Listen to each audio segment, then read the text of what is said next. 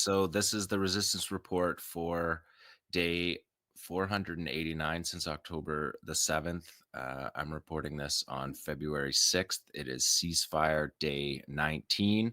And this report is going to be on the prisoner exchange number 4 of phase 1 of the ceasefire. It took place on Saturday, this most recent Saturday, February the 1st, and it took place in 2 locations, Khan Yunis and Gaza City. We can maybe throw up the map. I don't know if Tamara's maybe doing double duty with Habu Bakr. Thanks, Tamara. Khan Yunis in the south and the Gaza City port is the other location. So Qassam secured 2 locations for the Saturday exchange, and this is now 6 separate locations in the 4 exchanges that Qassam has brought captives to and handed them over to the Red Cross.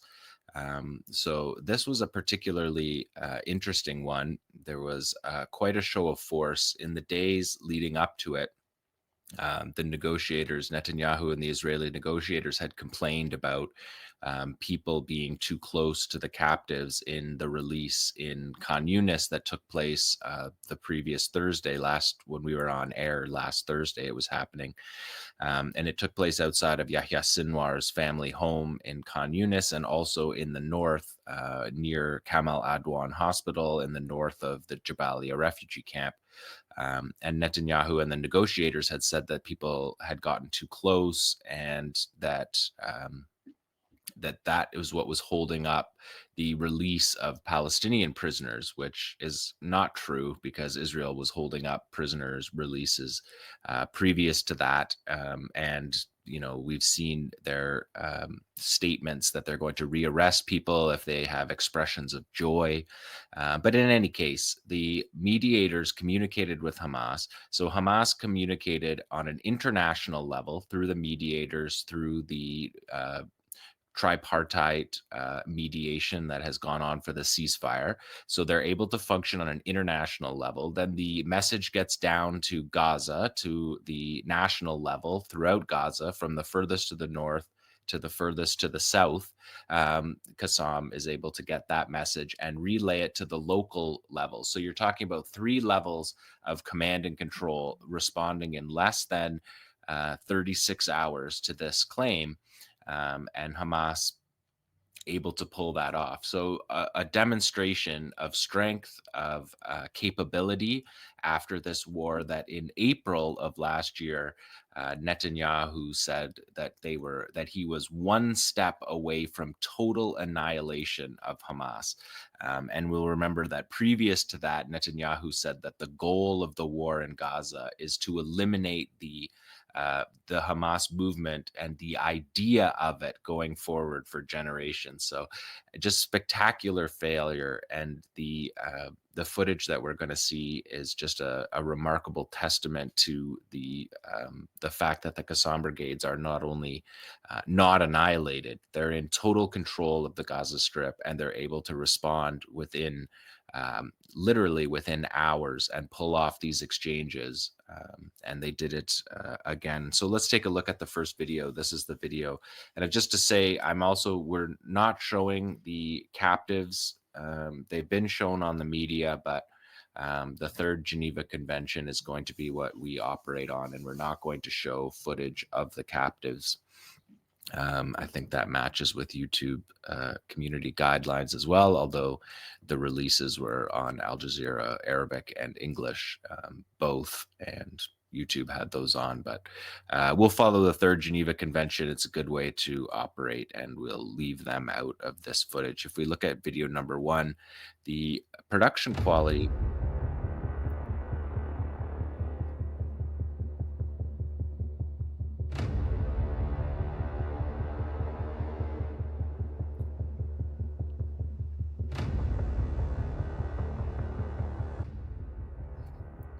So I didn't want to talk over that.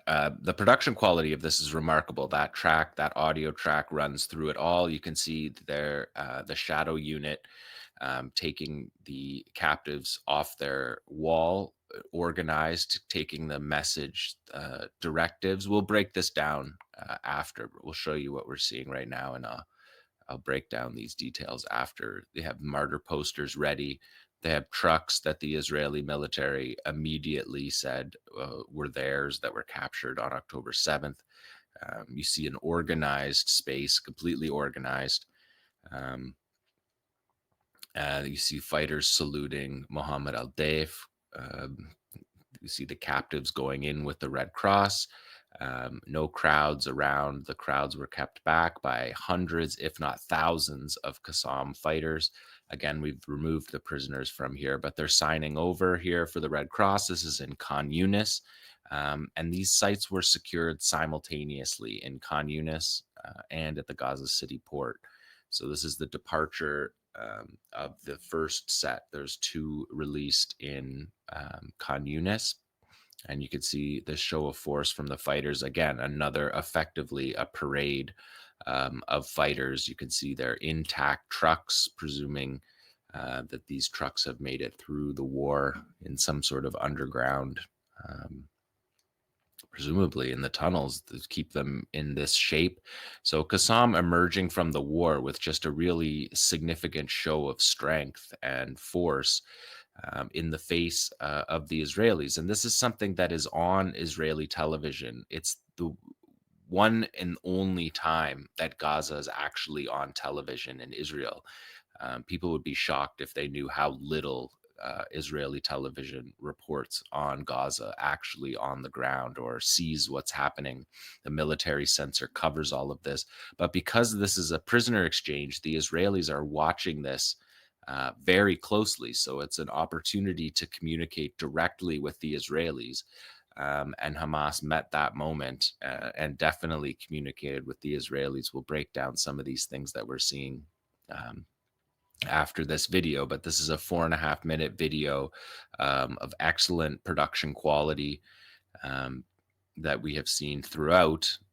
You can see this is the Gaza City port here being secured for the release. This is the release of the American. Qassam, when they're handing over the American dual citizen, as they have been doing throughout the war, they gave a gift bag to him, which has some souvenirs in it, but also his personal items that he had collected along the time of his stay. They also gave a bag to his wife, who was released in the November exchange.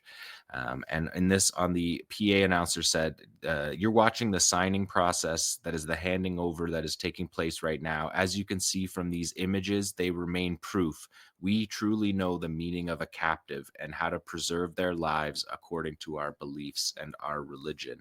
So it was just a very serious production quality, showing for the first time really leaning into the Qassam shadow unit. If we look at the next slide, you can see this is the Qassam shadow unit. This is the unit set up to look after prisoners and to keep them secret. This was set up in 2006. This is the fighter here is getting the directive.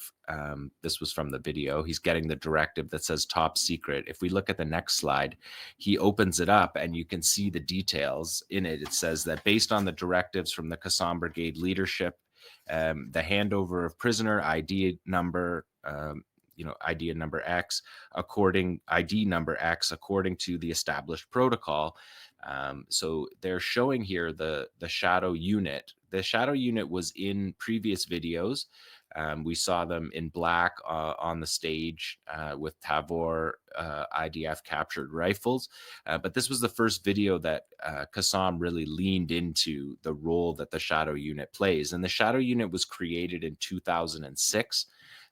It was created by Mohammed Sinwar after the capture of 𝐤𝐤𝐿 𝐄𝐥𝐞, the Israeli tank gunner who was captured across the border from the Kerem Shalom site in southern Gaza in Rafah, but captured by the Khan Yunis brigade of the Qassam Brigades in a tunnel operation. They tunneled underneath the border and came up and attacked the Israeli position and captured 𝐤𝐤𝐿 𝐄𝐥𝐞. And he was held in Gaza for 2,000 days, and the Israelis had no idea. They admitted they had no idea where he was for those 2,000 days at any point.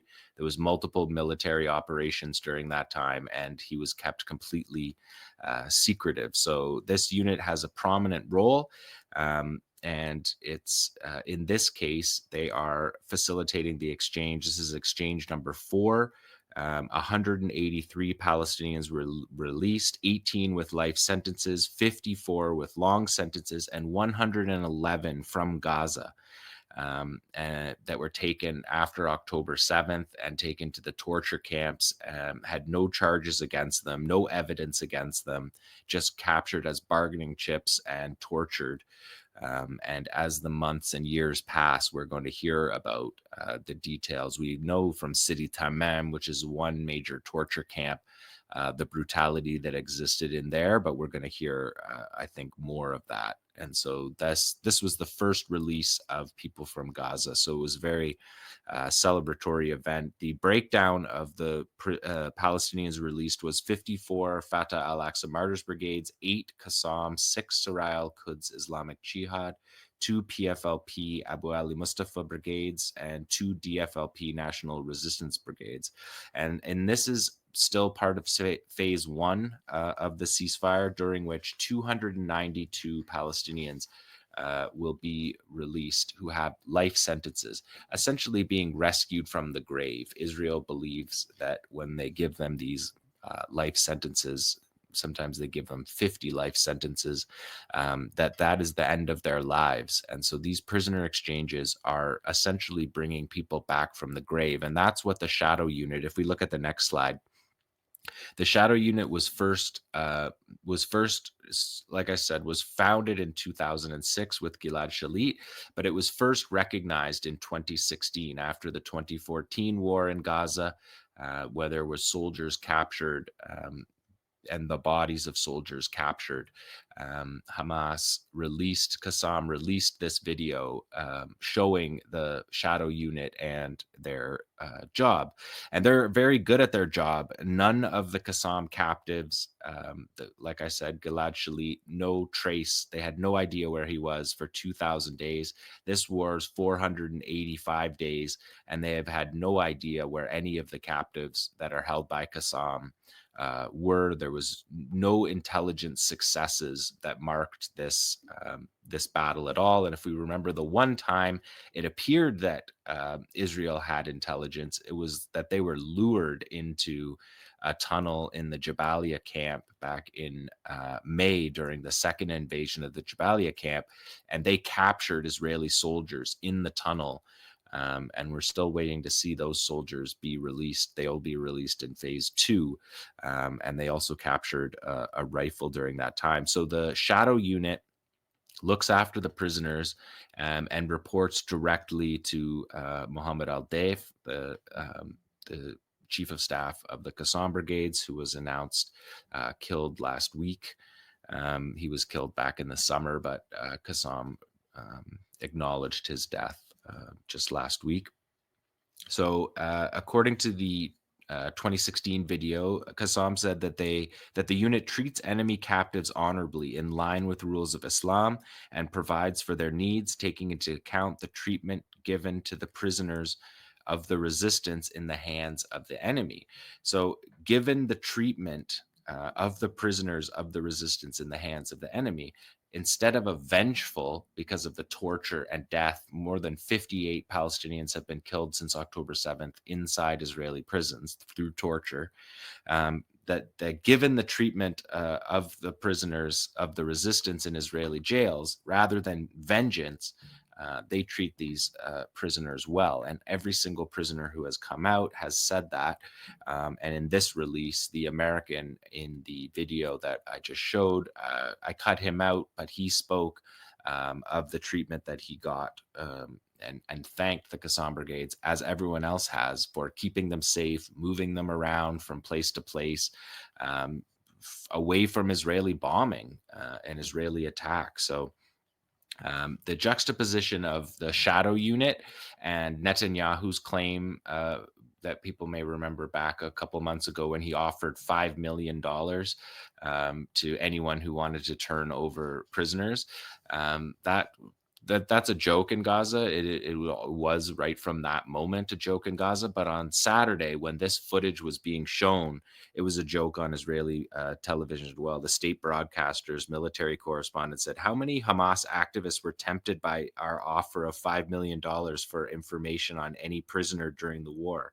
The answer is absolutely zero, a complete zero. You don't need extensive experience in Hamas affairs to understand that they're not going to sell prisoners for money. And they're not. And because they see the release of these prisoners as rescuing people from the grave, rescuing fighters for national liberation from the grave that would be forgotten and would die in prison without these prisoner exchange.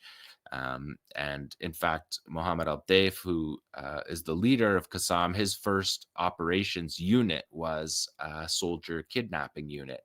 𝐓𝐡𝐞 𝐄𝐥𝐞𝐜 first operations unit was a counterintelligence unit that was to root out collaborators.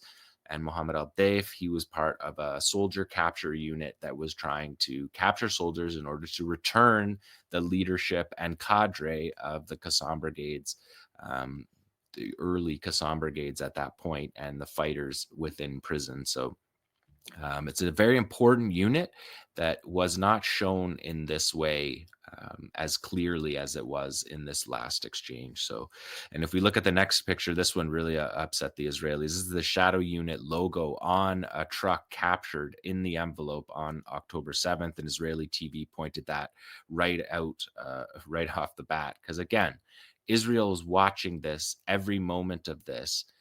Every detail of this was taken seriously by Qassam. It was an expansive and detailed demonstration of their capabilities, and driving in this truck that was captured on October 7th. The military correspondent on Channel 12 immediately said, "That's one of our trucks. That's an IDF truck that was captured."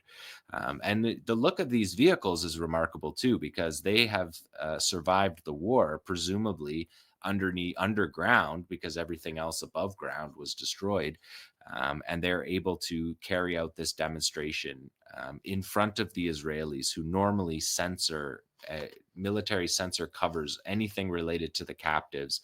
And most of it's illegal to talk about the capabilities of the Qassam Brigades or Hezbollah, according to the Israeli military censor. So they're driving in Israeli trucks captured. If we look at the next slide, again, you can see them with their Tavor rifles. These are Israeli-made rifles that previously had only been with special forces units, but that's not the case anymore. These were captured on October 7th. Previously, there was a single one of these Tavor rifles in Gaza that you'd see in parades. 𝐓𝐡𝐞 𝐄𝐥𝐞𝐜 carried it on stage one time, and that was captured in the Nahal Oz raid in 2014. I did a program on that back during the war, if people want to check that out. That was literally taken from the hands of a soldier during that raid in the 2014 war. So these are very significant statements, symbols of victory, of the lack of defeat, of the failure of Israeli project throughout this time. So that's the shadow unit, and they really leaned into that in this video. If we look at the next slide, you can also see that they leaned into the number of fighters. There was many more fighters on the streets in this exchange. Like Israel said, that they wanted to have more space between the captives and during the handover. So Qassam said, sure, and basically doubled or tripled the number of their fighters in the streets, which is just another demonstration of the fact that these battalions that Israel said that they dismantled are not dismantled. And they did this with drones flying over the air, even though the agreement is supposed to be 12 hours of no drone flight overflights on the day of the exchange. There were drones in the air on this day. You could see them. And these fighters in the truck, when they drove by, the reporter said, show this to Netanyahu with a smile. So this is direct messaging from Qassam. If we look at the next slide, it's the photo of the aerial of the Gaza port. Nobody knew where this handover was taking place. In the morning, Al Jazeera's correspondent got caught on the other side of the cordon because they didn't know where the site was going to be.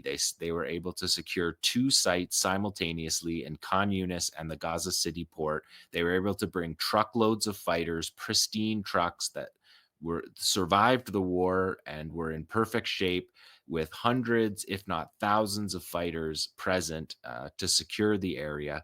So it was a very strong display. Hani Mahmoud from Al Jazeera, who got caught on the other side of the barricade, said, "Nobody has any idea where these guys are coming from. They just pop up out of nowhere." So they're able to have operational security while also a demonstration of the show of force. And in this next slide, you'll see we did a lot of coverage throughout the war of the Al Ghul sniper teams. Well, here's an Al Ghul sniper from a different version, a different view, different angle than we've watched them on their stomachs carrying out sniper operations through the war. So they had their Al Ghul teams, their sniper teams, and this is at the Gaza City port. So the sniper team near the Gaza City port, which is in Tel El Hawa, just beside the Shati battalion. This is the sniper who hit the officer from the Shaldag Air Force Special Operations Unit from the Israeli military, who was part of the Shifa raid. People may remember back, I reported on that. That the officer was in the Shifa raid and Qassam hunted him and got him. And then a few weeks after that, Qassam released extensive footage to Al Jazeera that showed the way that they sniper units tracked these guys over multiple days and picked out the officer on purpose. It wasn't just a random shot. So this Al Ghul sniper here is maybe the sniper from the famous Tel El Hawa sniper operations. There was a number of them over the course of a few days. The most famous one was of the Shifa, the officer who sacked Shifa in the first raid, and they bragged about it. Israel bragged about how he was in that raid, and so that's not that's something that Israel does. If we look at the next one, we can see the stage here. This is very detailed here. You got the fighters on the stage with the martyr posters of the. When we were on air last week, it was announced that Mohammed Al Deif and a number of senior leaders, Marwan Issa, had been killed, Rafi Salama, and a number of other senior Hamas, senior Qassam leaders that were killed at various stages throughout the war. Their deaths were acknowledged. And so that's who you see on the stage there on the martyr posters. But under the stage on that banner, they've upgraded this banner from last week's show when I reported on the banner. This one is a real finger in the eye to the Israelis. If we start on the left, from the screen from the left, you have Unit 9900. This is Israel's geointelligence agency. So this is their drones, their drone intelligence unit that would be, for example, failing to find where tunnels are over the last 20 years as they were being built. So that was a poke in the eye there. Beside that is Shabak. That's their internal security. They're the ones who are responsible for collaborators, for getting information from collaborators, from getting intelligence. Whenever there's an assassination in Israel, the IDF says that that the Shin Bet were involved in it. So they're the intelligence arm, they're the internal security, but they're the intelligence arm that carries out assassinations. So they've got them there. Then the next one over is, they get very specific here. This is the Northern Brigade of the Gaza Division, the 7643 unit, the Geffen Territorial Brigade, and they were dismantled on October 7th, very demonstrably on camera. For the whole world to see. Beside that is the Gaza division overall, the overall division. And then beside that is the Southern Brigade of the Gaza division. So they're really pointing out that's the 6643rd Qatif Territorial Brigade. And they were dismantled as well in the south by the Khan Yunis Battalion and by Rafah Battalion. by 𝐄𝐿 𝐄𝐥𝐞𝐜 brigades and Rafa brigades, and the battalions within them. And then beside that is Unit 414, and that's their special reconnaissance unit. They lost 29 fighters on 29 soldiers on October 7th. And then to the far right is Unit 8200. That's the signals intelligence unit that should have been able to pick up any kind of signs of October 7th happening, but they completely failed to do that. And so all of those logos on there, and it says Zionism will not win. That's what it says in Hebrew over them. So they picked the very, very specific, very intelligence heavy, the specific units that were dismantled, not just the broad Gaza division, each component of the Gaza division that was dismantled. That's a pretty remarkable set of logos there that I don't even know how many Israelis know that, but the people who are in those divisions, that's their patch on their arm, that are in those brigades. That's the patch on their arms, and they know from October 7th. So that was just another remarkable statement by Qassam in this. So, and this next one, you can just see the full shoreline there of Gaza. Um, that's where Qassam and Nora are going to have coffee. It's beautiful, and you can see the stage set up, professional. They've all got the martyr posters in front of them. And this is the Gaza port, so it's right down beside. It would be where the Tel al-Hawa battalion and the Shati battalion are operating. And this site popped up. The trucks came out of nowhere and delivered this handover. It was really well organized. If we look at the next slide, you can see who the fighters, the Qassam leaders are. That's Rafi Salama on the left, going from left to right. He's the Khan Yunis brigade commander, but he was also Mohammed al-Daif's right-hand man, senior aide. They worked together closely, and they were both killed in his house in Mawasi in presumably in July. Salama was Qassam acknowledged his death, but didn't acknowledge al-Daif's death. Beside that is Ayman Nofal. He's the central camps, the Central Gaza Division commander. You could see two beyond that is Mohammed al-Daif. You can see, and that's Marwan Issa. Marwan Issa is the operations chief for Qassam, the strategic thinker. He's not well known, but he was a critical operational commander for Qassam. He was one of the three commanders that handed over Gilad Shalit in the Shalit operation. That's the only time people saw his face. And that picture of Mohammed al-Daif is also the first time that anyone had seen his face since high school, since university. From his time at university when he was in the theater group, he had photos from that era, but he went underground in the 1980s and never emerged from underground. He gave a number of speeches that were audio addresses. He was in the shadows.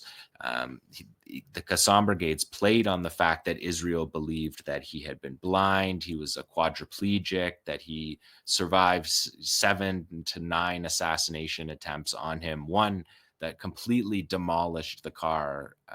It's unbelievable. The car is just a twisted pile of metal. And Israel watches on drone footage as Daif walks away from that strike. But Al Jazeera showed on their documentary a couple weeks back, showed footage of Mohammed al-Daif planning October 7th and saying that October 7th would change the course of history. And he didn't look anything like what the Israelis said that he looked like, which was something that the Israelis themselves on this day also pointed out. So the next slide is focusing in on, this is in Khan Yunis. So they're both from Khan Yunis, Rafi Salama and Mohammed al-Deif, that's who you're looking at. Deif's on the right there. And his name is the guest. The al-Deif is the guest. And he's named that because he basically roamed in the shadows. He went from the West Bank to Gaza, from the north to the south, moved around like a shadow, setting up the Qassam Brigades cells.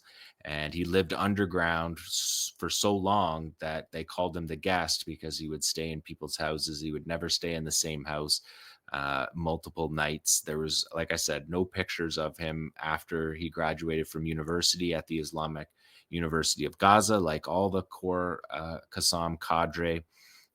He joined the movement in the first Intifada. Um, and his commitment to the struggle is so pure that nobody in Gaza knew what he looked like. There was a picture of him released that Israel found during a raid early in the war, that they said was him. And again, he had all his arms and legs defying what Israel said was the case. And like I said earlier, his first operational task was to set up a cell to capture Israeli soldiers and exchange them for their leaders that were in prison. So this program of October 7th of capturing soldiers and exchanging them and freeing people with life sentences and bringing back the fighters, back the cadre back to Palestine to continue to participate in the operations like 𝐄𝐥𝐿 𝐄𝐿 did, who was released in the Gilad Shalit exchange, is a core part of the political program of Qassam. But of course, Dave oversaw the development of Qassam from having a few guns that were taken from collaborators. Yahya Sinwar's unit used to attack collaborators who had Israeli weapons, and that's how they built up their stocks of weapons. Dave took chemistry in university and trained under Yahya Ayash, who was Qassam's principal bomb maker, and grew the force of the Qassam Brigades through the 1990s, with the principle that you don't have an army unless your fighters have guns in their hands or grenades or rockets. And so the Qassam Brigades built up that capacity. It began with suicide bombings when that was all they could do. But they eschew that now because they have built an army. And as Abu Ubaidah said during his speech announcing the deaths of Mohammed al-Deif and Marwan Issa, he said that there was not 1 minute of the war where there was a leadership vacuum in the Qassam Brigades. The way that they're structured and organized, they were able to replace their leadership and carry on the war such that um, people didn't know whether he was alive or dead, including the Israelis, who were unable to provide any information to the International Criminal Court to prove that he had died. Clearly, I think it's clear that he was tracked by American assets, American intelligence assets that were flying over Gaza that had higher capabilities than the Israelis. But the Israeli state broadcaster said that Mohammed al-Deif is the mastermind behind the entire October 7th plan. Our intelligence, they're saying this on the air on the day of the prisoner exchange, like basically through tears. Our intelligence and information said that due to his injury, he could neither walk nor see nor talk. But he was able to weave a complete plan for the attack without a single piece of information leaking to any branch of the Israeli intelligence, the Shabak, the military intelligence, the Mossad. So he's pointing out what the stage pointed out with the defeated units, because of course the Gaza division units on the banner were in the middle, but on the edges were their military intelligence, Aman, the Israeli military intelligence, signals intelligence, and geo-intelligence. So just remarkable demonstrations by Qassam of force, of strength, of capability, but also just an understanding of this moment in history and delivering that moment, both for Palestinians and for the wider world, that this is a moment that's going to go down in history. And they met that moment with the production of this video, with the organization of their forces. Really just remarkable. Um, and one of the posters said, one of the Qassam fighters said on Al Jazeera, as he was driving by in the trucks, he said, bodies die, but ideas never die. And that's what their message was about losing their leader. And another poster, which is something we've seen from Qassam throughout the battle, is that we offer our leaders before our soldiers. The leadership leads from the front. So just a remarkable day and demonstrations. This next poster goes to this next slide, number 14, goes to the heart of the operation. This is the 𝐓𝐚𝐝 military base. This was the Gaza division's home base, and you can see it's surrounded by a civilian settlement, which is what Israel does, puts human shields in front of its bases. But the military boot mark over the base is because they collapsed the Gaza division. Qassam fighters were inside the 𝐓𝐚𝐝 base on October 7th, and the Israelis never cleared out any of these bases. They never won a battle on October 7th by fighting Qassam. The way that the Israelis ended the battle on October 7th was by bombing the positions. They bombed their own soldiers. They bombed Qassam fighters. They never fought in a face-to-face battle and pulled Qassam fighters out of a captured base. So that's something that we'll probably follow more in the future when we have more time to dig into these events. That's an important story of October 7th. So this next slide was another interesting thing that the Israelis noted. This is 𝐓𝐡𝐞 𝐄𝐥𝐿, and he is the Shati battalion chief. And Israel, this is the notice that they put out on the 3rd of December, 2023, saying eliminated. This is their posters, and they put big X's on them and make a big scene of it. While he was walking around, if we look at the next slide, he was walking around without a mask, walking around with his fighters from the Shati battalion, which is area of responsibility more or less for the Gaza port, just a little bit down the road from Shati. And so he's there with his fighters, and the Israelis were really had to admit, because on their televisions they were like, oh man, we did it again, this is like now the 3rd or 4th, 5th time that we've lied. And so the Israeli military came out and said, after the attack December 3rd, it was determined with a high degree of probability that he was eliminated. And as a result, an IDF spokesman issued a statement on the subject. Further examination shows that the intelligence finding on which that information was based was incorrect, and he was not eliminated in the attack, which is true because there he is walking with his soldiers. So that was another moment that the Israelis got a bit of a poke in the eye from the Qassam fighters on this day. And if we look at the next one, this was a funny moment that people may have saw. I took out the video because I don't know what's going on with Al Jazeera. Took down our video last week when we showed the clip of Sinwar.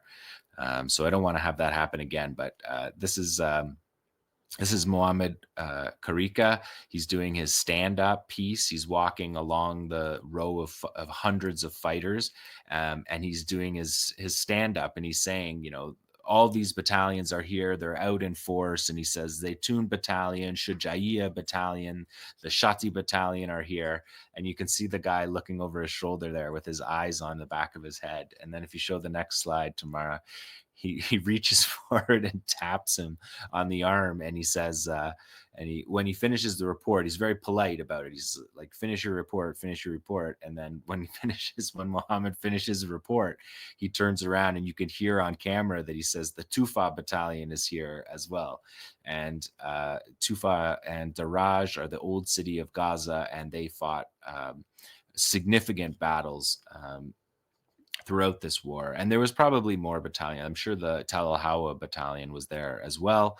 But it was just a funny moment when he was listing off all these battalions and he was saying how many were there. And that fighter was like, hey, you forgot us. So a moment of levity, but also a symbol of strength of how many of these battalions that Israel said were destroyed, annihilated. Even the idea of them in the future is annihilated, according to Netanyahu. Like nothing further from the truth. Nothing could be further from the truth. And then, of course, all of these releases are for this next slide. And this, I just captured this kid in his suit, waiting to see his family member who has been captured and taken for 480 days to a torture camp. This is the buses arriving in Khan Yunis with the released prisoners, 111 prisoners from Gaza, 72 security prisoners, which included about 20 who were exiled to Gaza. And they have been through just a brutal time. And they were all given bracelets. On the video that I showed of the American captive, the Qassam Brigades are putting on him a wristband, like a wristband that is a Palestine flag, as a gesture to them when they're leaving. The Israel Prison Services put on an armband that said, Israel will not forget our enemies, as a threat to the people that it released. So again, another juxtaposition.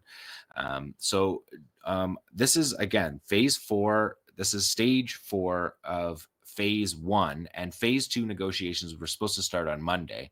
But instead of starting the negotiations, Netanyahu flew to Washington, met with Trump, and they came up with these ridiculous ideas that I'm sure we're going to talk about in the discussion. But the phase 2 negotiations were supposed to start on Monday. Israel is delaying them and saying that they will begin on the weekend. And stage 2 negotiations are for the soldiers that are being held. And stage 2 is supposed to dovetail with stage 3, so that the prisoners are not returned without a guarantee that stage 3 will happen. And stage 3 is reconstruction and an end to the blockade.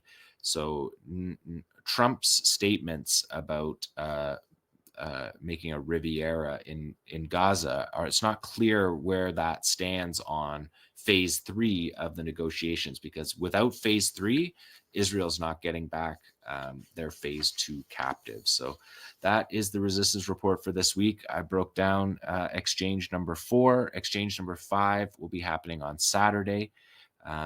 And negotiations this weekend on phase 2 will begin.